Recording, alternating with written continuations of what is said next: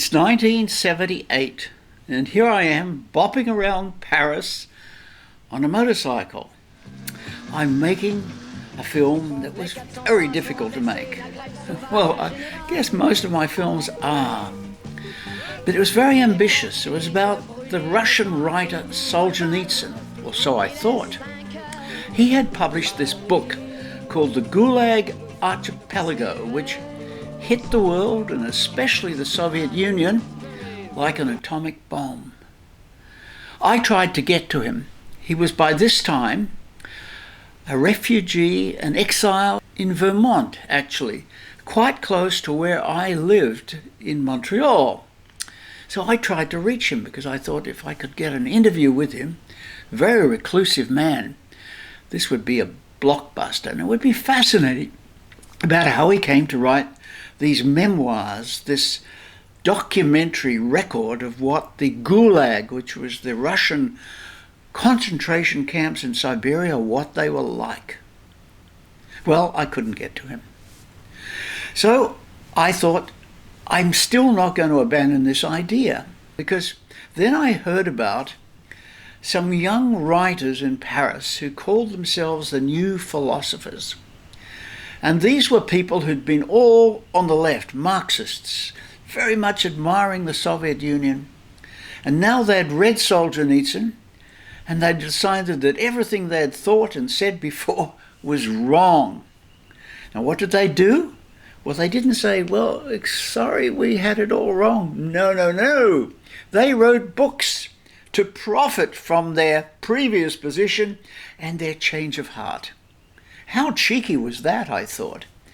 Anyway, I thought I would go to Paris and try and interview these people and find out why it was exactly that they'd changed sides so dramatically. Also, I thought an intellectual film in Paris would be really interesting. But I was worried because I thought it could be very bogged down, very static.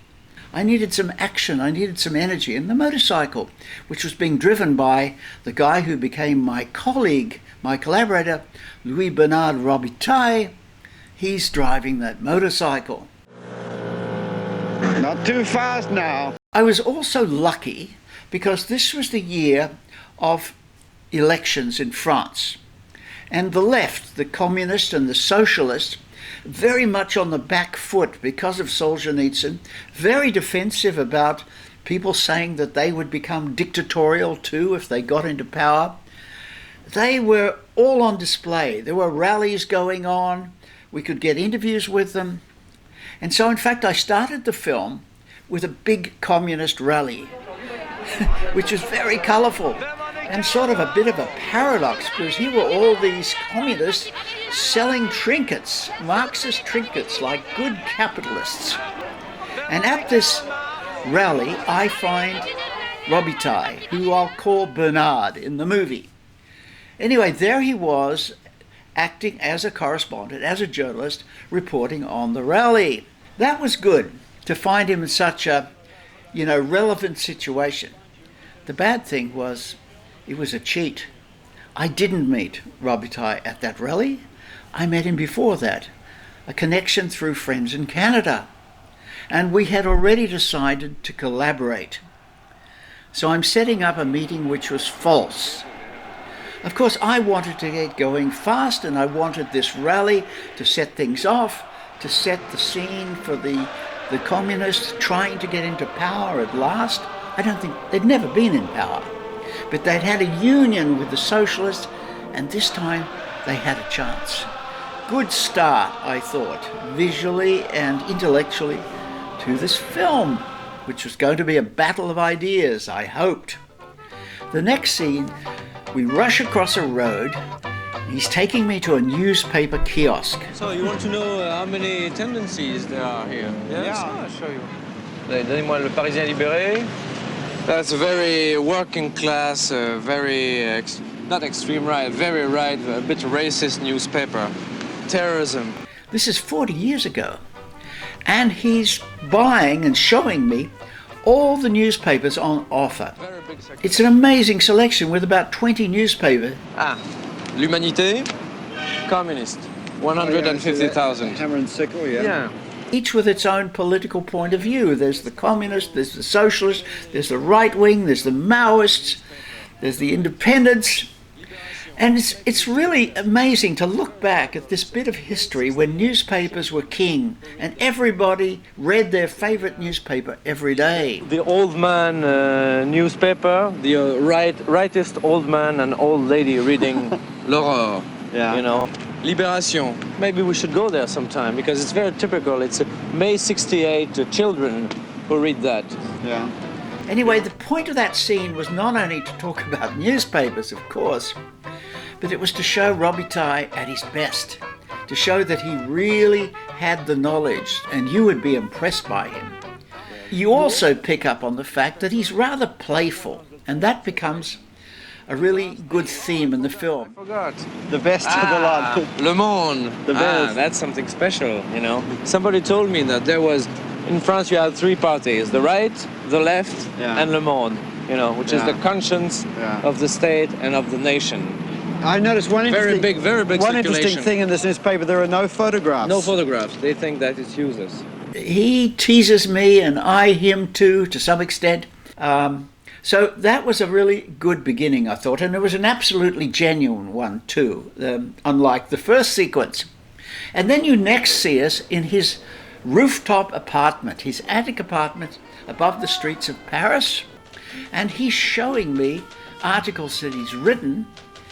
And you find out that he's not a correspondent for a Parisian paper, but for a rather unknown paper in Quebec. And I tease him about that. Small, obscure French-Canadian newspaper. Yeah, well, actually, when you say I come from La Presse, they say what? What is it exactly? He does show that he's got access to people, that he's interviewed the famous, and where he didn't get the interview, he's candid about it. And here's Sarge. Yeah. We won't get him for sure. No, it's impossible to get him. Almost impossible.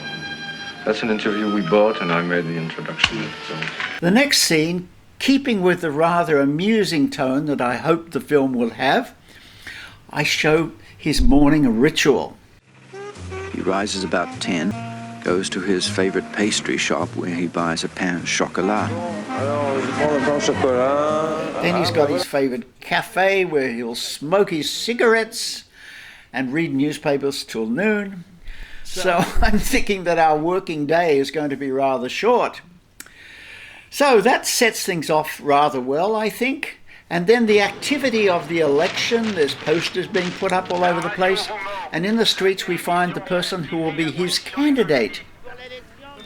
That woman over there would be the candidate of my riding, communist candidate of my riding. This is the communist candidate of his riding.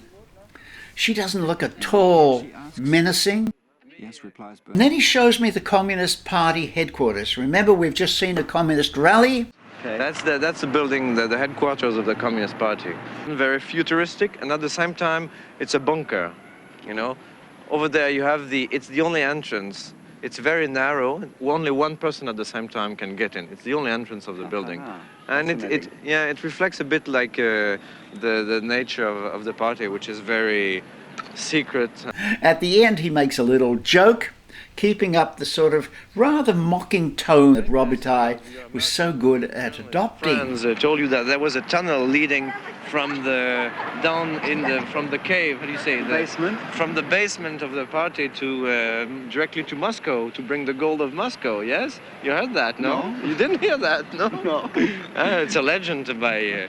Then we go to a cafe, and Robitaille's friend, I don't think girlfriend, maybe.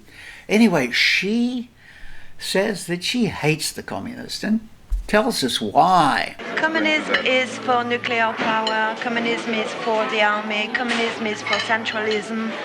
It's just a very reactionary party. They are years behind, all right?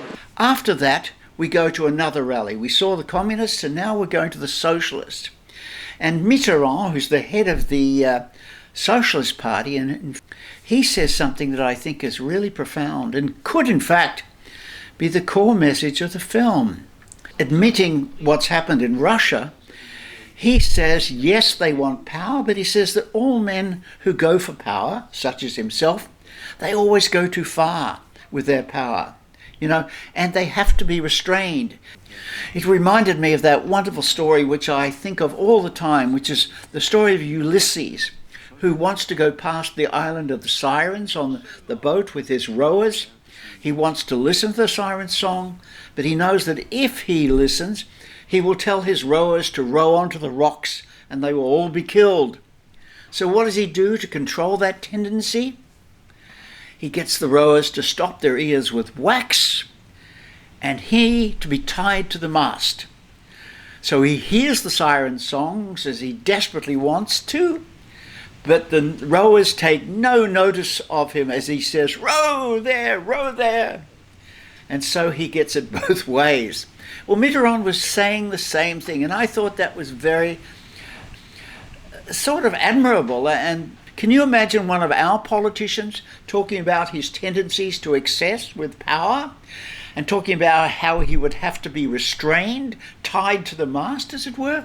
Impossible, isn't it? It just wouldn't happen. So that rally, I got something good there. By the way, I have to admit to another mistake. The first mistake I told you was at the communist rally. A second mistake that I made was I was very afraid that if I put subtitles on the film, that this would turn people off. Most people don't like subtitles. And so I thought what I'll do is I'll translate in my own voice what people say, making a sort of summary of what they say. In a way, this makes for clarity, but it did a very bad thing, because my role in the film is the dummy, as Robitaille calls me, the one who doesn't know. You're very impressed. You've never seen so many books. Who's sort of wondered, wide-eyed, discovering things. If you're illiterate, don't think everybody, all your public is the same. So I'm that in one way, but here I am being expert in explaining to you what people are saying. What form do you think that socialism should take in France? En France. Le socialisme soit être une société où Socialism means freedom from exploitation. It should be a society in which the workers are much more free. I must insist on that. And that was a very, very bad mistake, I think. I would love to redo the film, actually, and have everything that people say in French in subtitles. But that's too late, and so on we go. I don't want to have anything to do with you anymore. You arrive late, you make bad appointments with Ellenstein. About this point in the film, Bernard thinks I need a history lesson. Amazing. And here in this cemetery of the Père Lachaise, you have many important things of the memory of the revolution in Europe. And this is quite relevant, actually, because in this cemetery, Père Lachaise, we see this wall where revolutionaries of the Paris Commune, they were all shot here in 1871 against this wall. Yeah, maybe a few thousand people. It seems like there are marks that could almost be bullet holes there. Yeah, who knows? I don't know. Why is this relevant? Well, we're going to find out through a wonderful man called Jean-Pierre Faye. The Russian revolutionaries, knowing what happened to the French revolutionaries in the 1870s, 40 years later, they decide to be really tough. So Lenin said, well, the commune was smashed, so we must be hard. And being so hard, they finally put out all the other parties of the socialist left. There were almost 4 or 5 in the beginning, all in the Soviet Congress of 1917. And finally, Lenin remained alone with his one-party states. This built the process of the total state in Russia. In other words, if you criticize, you get shot or put in a camp. And according to Jean-Pierre Faye, that's how the whole problem began. So I've bought some footage of Solzhenitsyn, so I'm bringing him back as a glimpse in the story from time to time. because I think it sets the scene for this whole dilemma of why revolutions go wrong. He reports about a Communist Party Congress somewhere in a distant part of Russia. I don't know the year. And he explains that at this Congress there were speeches given as usual, and at the end of the Congress everybody gets their feet to pay homage to the great Stalin. And so they drink toasts to Stalin and they start to clap, which was the ritual. They clap and they clap. 5 minutes, 10 minutes, people are almost falling over with exhaustion, but nobody dares to stop. Finally, after the longest time, the chairman, who in fact started the whole thing, he stops clapping and sits down, and to their great relief, everybody follows suit. What happened to that chairman? He was sent to the Gulag. I think that's the best possible story about how things can go wrong. We bring Czechoslovakia into the story because 10 years before, in 1968, the Czechs had stopped clapping. A man called Dubček had taken over the government, and he was not, although he was part of the Soviet satellite system, his country, he was not playing by the rules. He wanted more freedom. And when the Czechs started to exercise this freedom, the Russians knew what a threat this was, and they sent in the tanks. I got footage of the tanks rolling into Prague.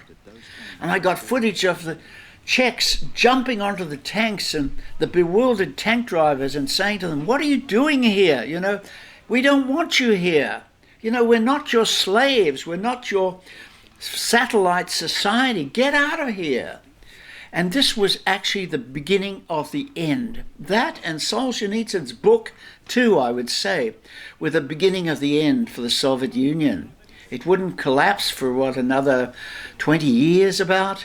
But it was the beginning of the end. It was the sign of what was going to happen. So after that, I found a man called Victor Feinberg, a Russian Jew, who had actually heard about what was happening in Czechoslovakia, and he and a small, pathetic band of people did a demonstration on Red Square. They had a pram with a baby, and under the baby they had their placards. So they got in the middle of Red Square, this tiny little group, lifted the baby and pulled up the placards. Well, then the KGB was onto them within moments. Victor Feinberg was arrested, as were the others. He was beaten. His teeth were knocked out. His hair turned white overnight. And it showed how dangerous it is to dissent against a mighty force. Something that Julian Assange has discovered, of course. So after talking about that, it was time to find out more about these new philosophers, the New Direction people. So Bernard takes me to a bookshop, and it's a bit of a rerun of the newspaper scene, but different too. We're looking at the books of the people we should interview, and he slaps them down as he talks about what each one can bring us. And there are the books by the new philosophers, the ones who've profited from their turnaround, their fancy footwork, and now they're making money over the change of heart. So then we go to the new philosophers, and the first one we go to is a grumpy man called Henri Glucksmann. If we can come back to France for a minute, you seem to equate the Soviet Union and the French Communist Party. It's you I haven't spoken about. What is your present position? Listen, you wrote an article on me and others saying that because we were not on the left and didn't say nice things about the common program of the left, that we were therefore on the right. Well, I call that the logic of the Cold War. I call that the logic of the camps in every sense of the word. If one can't say that there are lies in politics, lies on the left, as there are lies on the right, and that if every time we say that there's a lie, we're accused of being enemy agents, then I say it's not me that's sick, but you. How would you feel, for example, if you were, like me, meeting a young Cuban who really believed in his country, who believes that he's helping build a new society? It's quite impressive. What fascinates you about that young Cuban? Why didn't you ask him, 1, about the concentration camps, Two, about the way they treat homosexuals, which exists. You, what fascinates you? Dans ce portrait qui est peut-être faux du jeune Cubain. The young Cuban I don't know, but you. It's very easy to draw conclusions, very, very simple conclusions like that.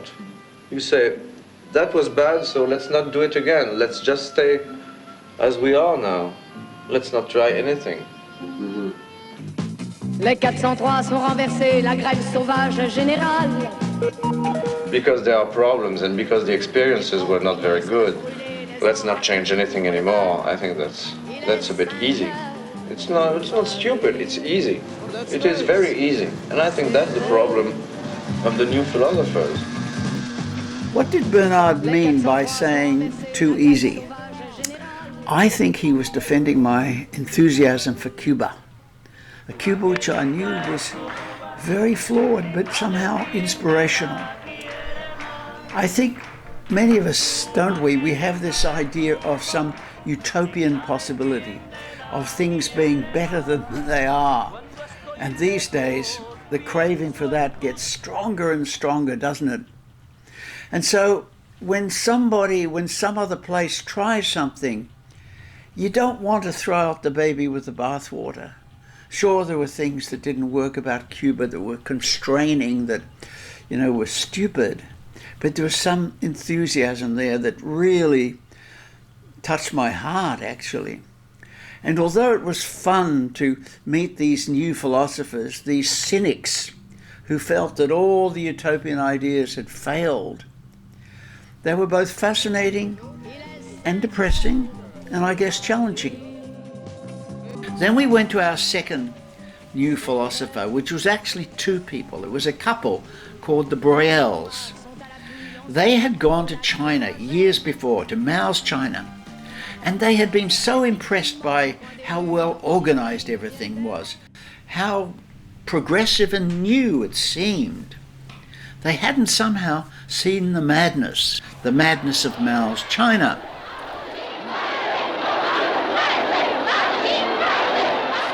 Anyway, there was no need for them to see that to have a change of heart, because having published books saying that Mao's China was great, they went back for a second look and they decided they'd got it all wrong. We thought that it was a dictatorship on the enemy, but we quickly found out that the dictatorship was on the people too. If you want to have a child, ask the committee. You can have a kid in 75, you can have one in 76, you in 77.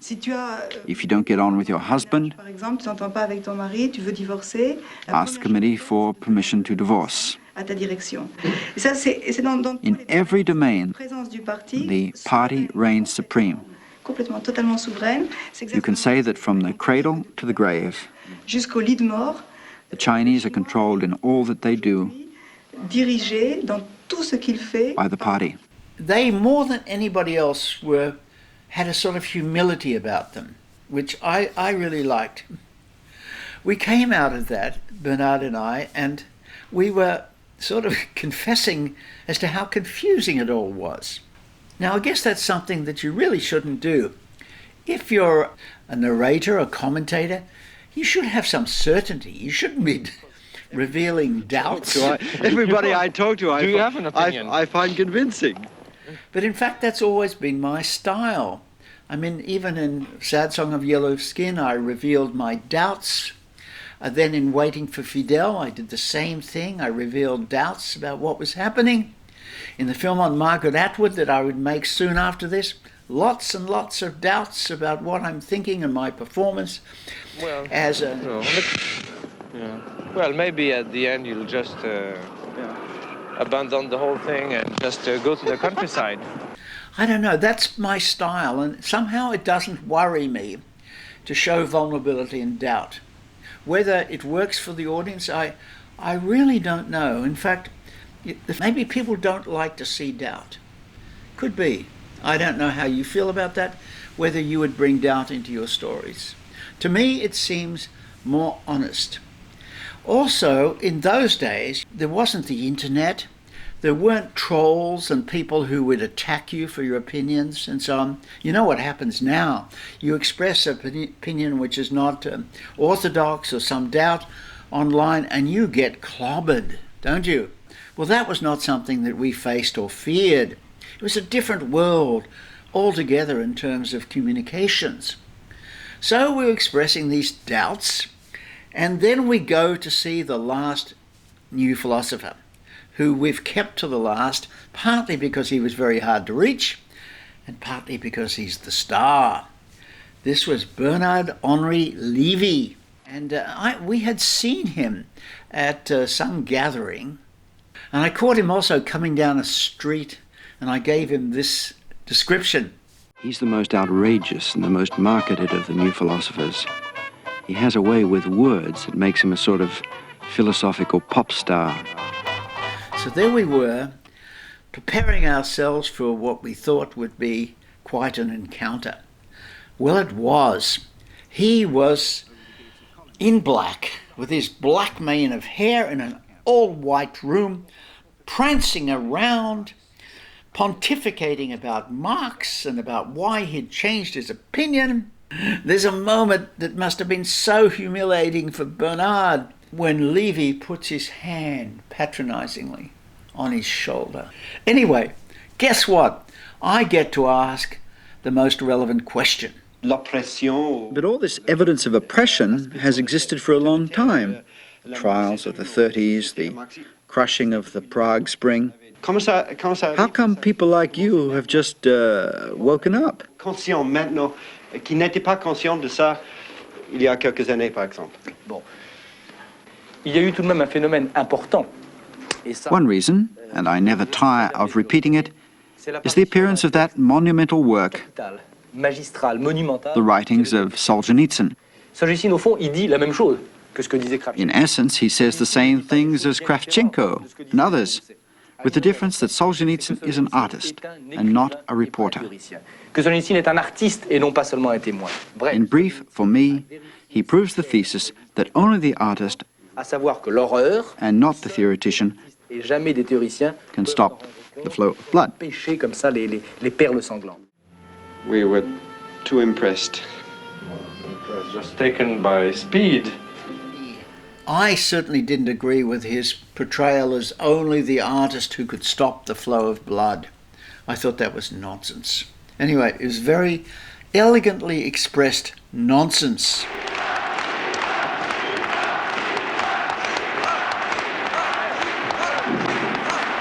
We had gone to a third rally. That was of Chirac, the right-wing guy. And there he is, warning about the communists, of course. So be careful. I cry danger, because you will be tricked. Then the Marseillaise starts up, sung by this little trooper of a woman. God, the power of French music and singing.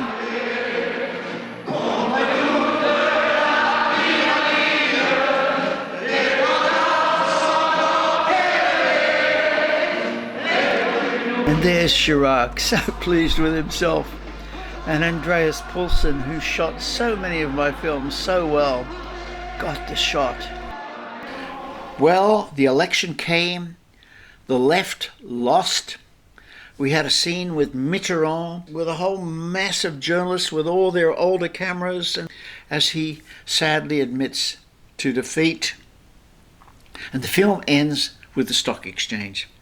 Elated, excited that the right has won.